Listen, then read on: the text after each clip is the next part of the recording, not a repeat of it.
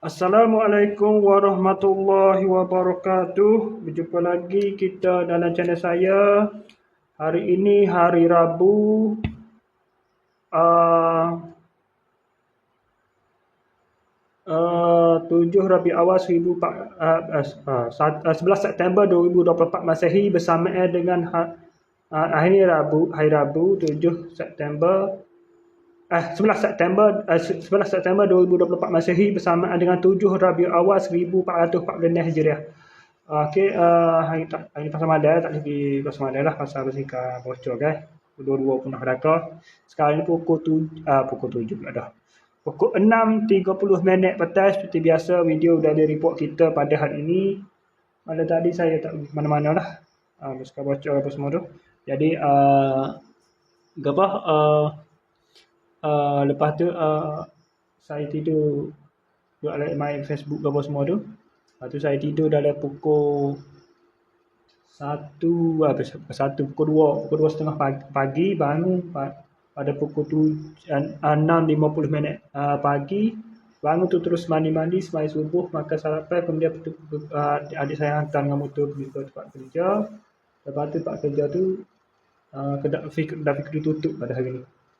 Lepas tu tokel lama saya tu kan, Rosli tu ambil saya pergi ke kedai Mokzar, minum sana lah. Lepas tu dia minta tolong pasal pagar dia sikit dia tu buat pagar baru kan, kat tu bunga pagar gitu kan.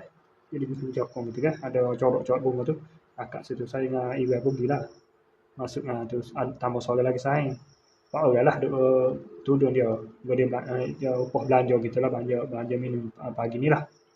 Lepas tu lepas selesai tu kami pun terus tolak lah dari pukul 8.40 lah. Kami pun tolak pergi ke tempat kerja lah, terus pergi ke tempat kerja. Lepas tu sambung kerja MRA lah. Sambung Mozek, pasal Mozek. Sambung Mozek dah. Hari ni sesadah Mozek mari tu. Hari ni sambung Mozek dinding. Mozek ni latar pula, buat pasal Mozek latar. Lepas tu sama tuan rumah tu hantar baliklah dua mozek atau untuk dinding tu tak siap pasal tu.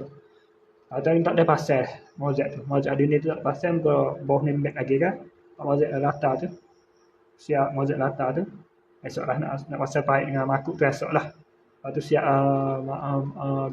tu kan. Esok jugalah untuk pasal mozek dinding hak tu, hak dua keping kita sulit siap hari tu. Lepas tu kami balik dalam pukul 3.40.